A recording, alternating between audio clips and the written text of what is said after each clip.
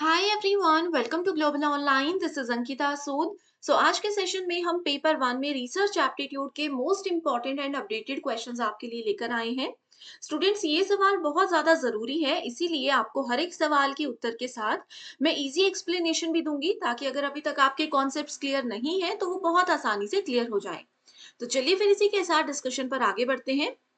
पहला सवाल है, ethical norms in research do not involve guidelines for what. Ethical norms का मतलब है नैतिक मानदंड।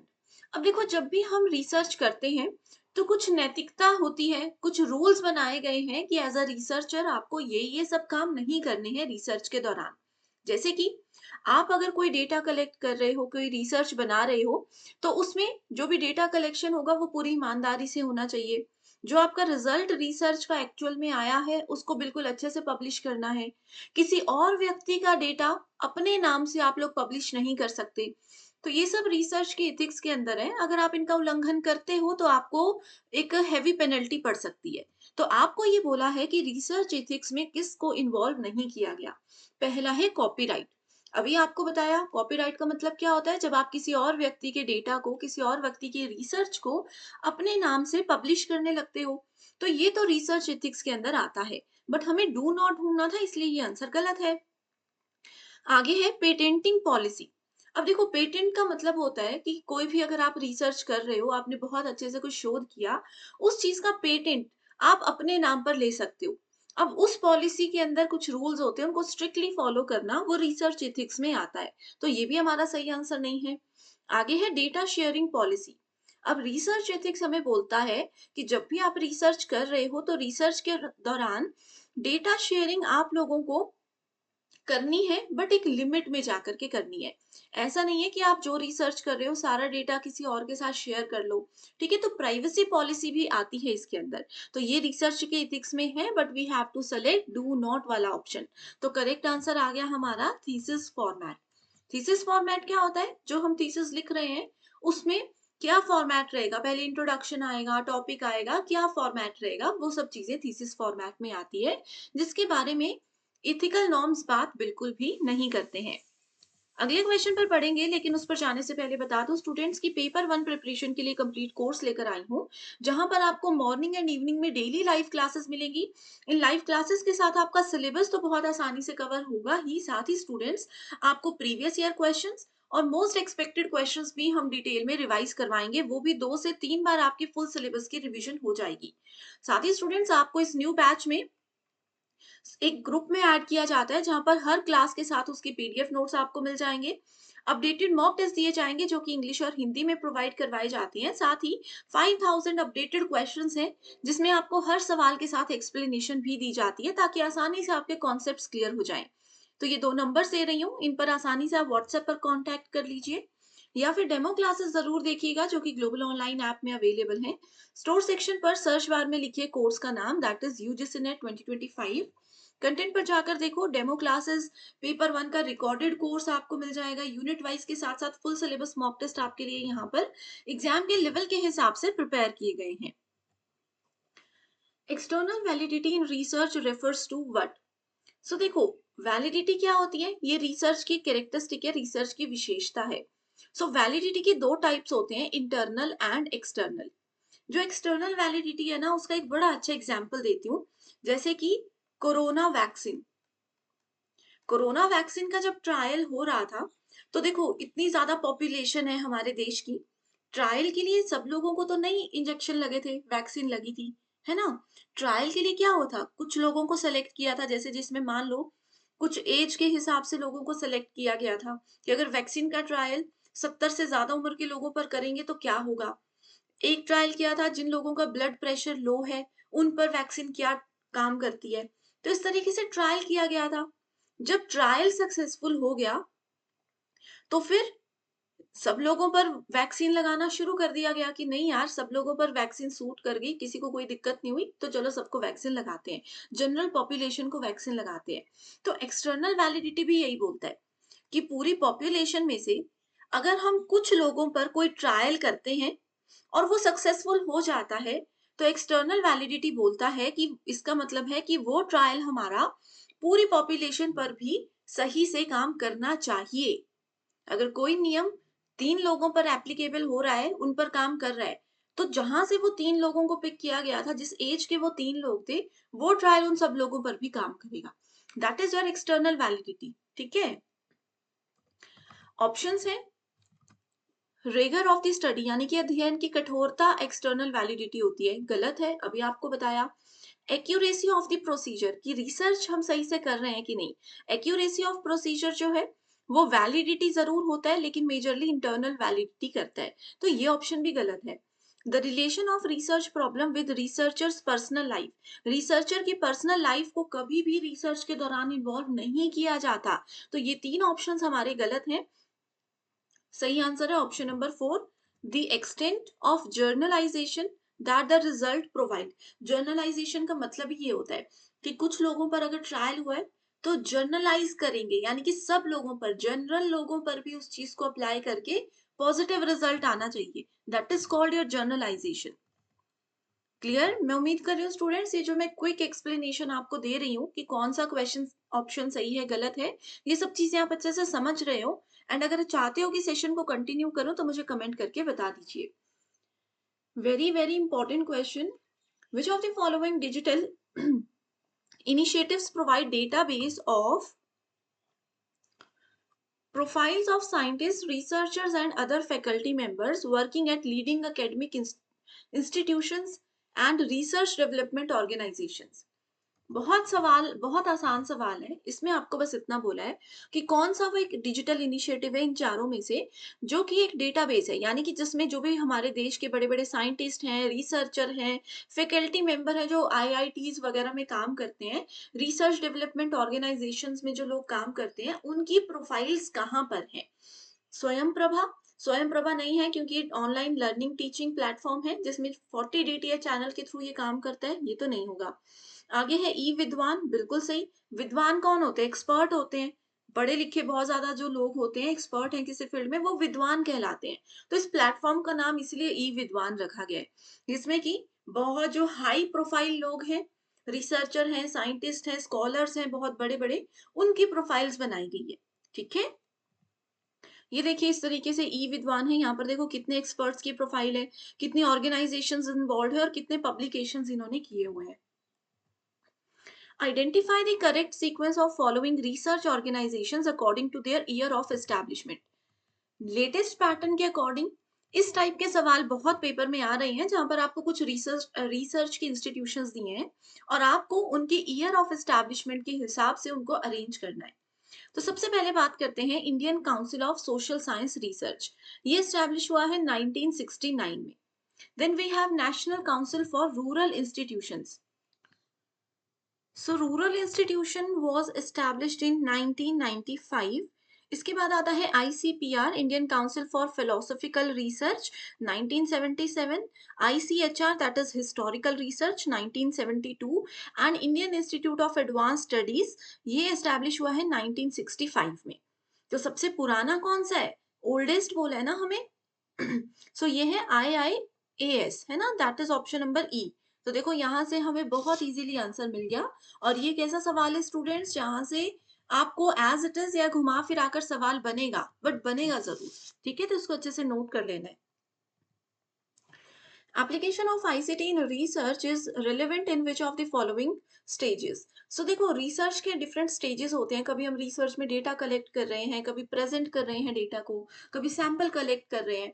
तो आपसे पूछा है कि आईसीटी यानी कि इंटरनेट टेक्नोलॉजी, ये सब चीजों का यूज हम रिसर्च के कौन कौन से स्टेज पे कर सकते हैं। ऑप्शन है सर्वे ऑफ रिलेटेड स्टडीज, जैसे मान लो मेरा टॉपिक है आर्टिफिशियल इंटेलिजेंस। ठीक है, मेरा टॉपिक मान लो ये है कि झांसी की रानी कि कुछ टॉपिक पे मैं रिसर्च कर रही हूँ। उसी से रिलेटेड ऑलरेडी किस किस ने रिसर्च ऑलरेडी किया है, क्या क्या उनके रिसर्च का रिजल्ट आया है, वो सब देखने के लिए डेफिनेटली हम टेक्नोलॉजी का, इंटरनेट का यूज कर सकते हैं। तो ऑप्शन 1 हमारा सही होगा। यहाँ पर ऑप्शन 1 नहीं है, इसको काट दो। यहाँ पर 1 नहीं है, इसको भी काट दो। आगे है data collection in the field. Field का मतलब है कि हम लोगों के बीच में जा करके उनसे पूछ पूछ कर, उनसे इंटरव्यू लेकर के डेटा को कलेक्ट कर रहे हैं। तो ये ऑप्शन गलत है, इसमें इंटरनेट का कोई यूज नहीं है। ऑप्शन 2 गलत है, इसको भी कट कर दो क्योंकि यहाँ पर ऑप्शन 2 था। तो हम देखिए नेचुरली अपने सही आंसर तक पहुंच गए हैं, दैट इज ऑप्शन नंबर 2।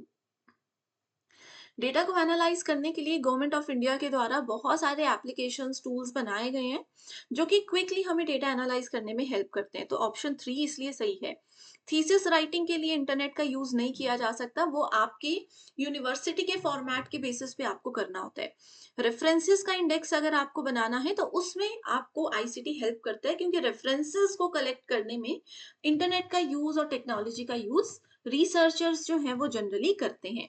तो ये बहुत आसान क्वेश्चन था, लॉजिकल क्वेश्चन था। यहाँ पर आपके पास प्रेजेंटेशन के फॉर्मेट दिए हैं, जैसे कि थीसिस क्या होती है, पेपर वर्क क्या होता है, वर्कशॉप क्या होता है और सेमिनार क्या होता है। दूसरी तरफ उनके फीचर्स दिए हैं कि आपको बताना है कि थीसिस फॉर्मेट क्या करता है, ठीक है, रिसर्च पेपर में क्या चीज होती है। ध्यान रखना यहाँ पर 5 ऑप्शंस दिए हैं दूसरी तरफ, ठीक है। तो सबसे पहले थीसिस है। थीसिस क्या है? एक सिस्टमैटिक प्रिस्क्राइब्ड फॉर्मेट है जो कि हमारी यूनिवर्सिटी हम लोगों को सजेस्ट करती है कि आप अगर थीसिस लिख रहे हो तो इस एक पर्टिकुलर फॉर्मेट को आप लोग फॉलो करिए। तो एक सिस्टमैटिक फॉर्मेट ही होता है। तो ए को हम फिफ्थ से मैच करेंगे। ए का फिफ्थ देखो हमें यहीं पर मिल गया, है ना।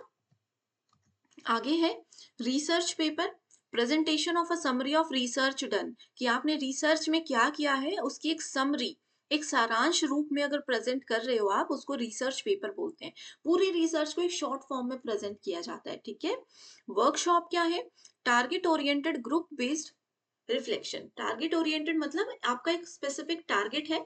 जैसे मान लो वर्कशॉप होता है, सेम इंटरेस्ट के लोग कहीं पर डिस्कशन के लिए आ रहे हैं, कुछ सीखने के लिए आ रहे हैं, उसको हम वर्कशॉप बोलते हैं। जैसे मैं मान लो मैं छुट्टियों में एक पेंटिंग वर्कशॉप कर रही हूँ, मैं छुट्टियों में एक रिसर्च वर्कशॉप कर रही हूँ, तो सेम इंटरेस्ट के लोग वहां पर मिलेंगे जिनका टारगेट ऑलमोस्ट सेम होता है।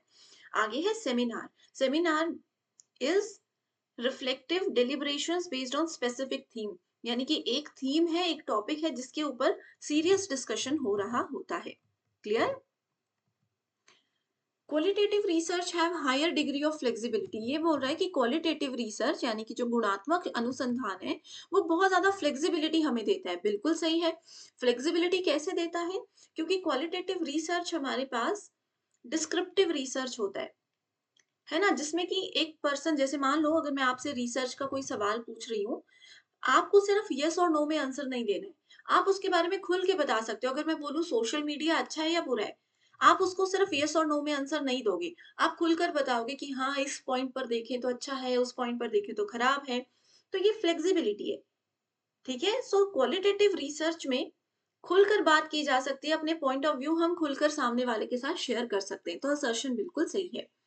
Qualitative research, the response of the participant determines the question researcher should ask next. बिल्कुल सही है, क्योंकि क्वालिटेटिव में एक व्यक्ति जिससे हम सवाल पूछ रहे हैं वो खुलकर बात का जवाब दे रहे हैं। अब वो क्या बात कर रहे हैं, बात को किस डायरेक्शन में लेकर के जा रहे हैं, उस पर निर्भर करेगा कि एज अ रिसर्चर आप अगला क्वेश्चन क्या पूछोगे। तो both the statements are true and are is the correct explanation of A. Which of the following are disadvantages of online research? अब ऑनलाइन रिसर्च होती है उसकी क्या हानियां हैं? ये बोल रहा है कि ऑनलाइन रिसर्च बहुत ज्यादा एक्सपेंसिव है। तो ऐसा बिल्कुल भी नहीं है। घर बैठकर आपको ऑनलाइन रिसर्च करनी है, इंटरनेट पे डेटा कलेक्ट करना है, तो एक्सपेंसिव कैसे होगा? ए हमारा गलत ऑप्शन है, ठीक है। आगे है samples can be small and skewed. बिल्कुल सही। जो सैंपल्स हैं, अब देखो मान लो पूरी पॉपुलेशन ऑफ इंटरनेट पे कितने लोग हैं, सिर्फ फेसबुक या कहीं से भी आप डेटा कलेक्ट कर रहे हो, कुछ लोगों को चुन पा रहे हो, ठीक है। जैसे मान लो मैं फेसबुक के थ्रू या किसी सोशल मीडिया के थ्रू अपना क्वेश्चन शेयर कर रही हूँ एक रिसर्च के लिए, वहां पर कितने से लोग होंगे जो इंटरेस्टेड होंगे और रिप्लाई करेंगे? आधे से ज्यादा लोग तो मतलब ऐसे ही आएंगे एंटरटेनमेंट के लिए, कुछ भी कमेंट करके कुछ भी बात बोलकर चले जाएंगे जिसका रिसर्च से कोई लेना देना नहीं है, इसलिए इसको स्क्यूड बोला गया है, ठीक है। तो बी सही आंसर है। बी हमारे पास सिर्फ इसी ऑप्शन में बाकी है, इसमें नहीं है तो इसको काट देंगे। सही उत्तर तक हम पहुंच गए। There can be an excessive turn over of communication. देखो ऑनलाइन आपने देखा होगा, कोई रैंडम सवाल भी अगर सोशल मीडिया पर जाता है ना, उसके कमेंट्स अगर पढ़ते हो तो देखना वो कम्युनिकेशन किस डायरेक्शन में चला जाता है, कुछ पता नहीं होता, है ना। तो ये एक डिसएडवांटेज है। टेक्नोलॉजिकल इश्यूज में लीड टू इनकंसिस्टेंसीज। मान लो मैं सवाल पूछ रही हूँ, ऑनलाइन कोई सर्वे चल रहा है, टेक्नोलॉजी के एंड पर कोई प्रॉब्लम होगी, तो वो फिर बहुत बड़ा इशू हो जाएगा। ऑनलाइन पार्टिसिपेंट्स आर रिजिड, ये हमारा गलत है। Which of the following is measure of consistency? Very very important question for all net and set aspirants. So consistency का मतलब क्या होता है? देखो हमारे पास दो चीजें मैंने बताई थी। एक होता है रिसर्च की वैलिडिटी, एक होता है रिसर्च की रिलायबिलिटी। याद रखने का तरीका क्या था? वैलिडिटी, वी ऐसे लिखते हैं ना, वी को उल्टा कर दो, ए बन जाएगा, है ना। तो वैलिडिटी एक्यूरेसी होता है कि रिसर्च जिस काम के लिए करने आए थे वही हो रहा है सही से या नहीं। रिलायबिलिटी का मतलब होता है कंसिस्टेंसी, ठीक है, कि आप कंसिस्टेंट तरीके से विश्वसनीयता के साथ कर रहे हो या नहीं। Clear? This software is a plagiarism checker. अब एक प्लेजरिज्म क्या होता है? प्लेजरिज्म होता है साहित्यिक चोरी। अब मान लो जिस टॉपिक पर मैं रिसर्च कर रही हूँ, उसी टॉपिक पर ऑलरेडी कोई स्कॉलर है जो कि रिसर्च कर चुके हैं, ठीक है। उसी टॉपिक पर ऑलरेडी कोई व्यक्ति, कोई स्कॉलर रिसर्च कर चुके हैं। अब मैंने क्या किया? मैंने उन्हीं के रिसर्च का डेटा उठाया और अपने नाम से उसको यूज करना शुरू कर दिया, ये सोचकर कि यार किसको पता चल रहा है, जिन स्कॉलर का डेटा मैं उठाकर अभी यूज कर रही हूँ वो कितनी दूर रहते हैं, वो किसी और स्टेट में रहते हैं, तो मैं अपने यहाँ पर कर लूंगी, किसको पता चलेगा। लेकिन इस चीज को चेक करने के लिए सरकार के द्वारा एक सॉफ्टवेयर बनाया गया है जिसका नाम है टर्निटिन। तो टर्निटिन एक ऐसा सॉफ्टवेयर है, एक ऐसी एप्लीकेशन है, यहाँ पर आप लोग अपने थीसिस अपलोड करोगे और पता चल जाएगा। मान लो आपने तो होशियारी करके अपनी थीसिस अपने जो भी आपके गाइड है उनको सबमिट कर दी, बट उन्होंने टर्निटिन में जाकर उसको अपलोड कर दिया। और भी बहुत सारे एप्लीकेशंस है, सिर्फ टर्निटिन अकेला नहीं है, प्लेजरिज्म चेकर भी है और भी बहुत सारे सॉफ्टवेयर्स हैं। वहां पर जाके आपकी थीसिस अपलोड कर दी तो उनको इमीडिएटली कुछ ही देर में पता चल जाएगा कि आपने थीसिस का कंटेंट कॉपी किया है। इवन ये भी पता चल जाएगा कि कॉपी किया हुआ कंटेंट कहाँ कहाँ पर है और किस एग्जैक्टली किस जगह से आपने कंटेंट को कॉपी किया है। तो ये है वो एक software Turnitin. Clear? Artificial intelligence based writing detection का ये काम करता है। तो स्टूडेंट्स इसी के साथ हम आज के सेशन को एंड करते हैं। मैं उम्मीद करती हूँ स्टूडेंट्स आपको ये सारे सवाल जरूर समझ में आ गए होंगे। हर एक चीज को मैंने डिटेल में इसलिए बताया ताकि अगर पहली बार भी ये टॉपिक पढ़ रहे हो तो आपको क्लास में कोई परेशानी ना हो। तो चलिए फिर इसी के साथ सेशन को एंड करते हैं। Thank you so much and all the very best.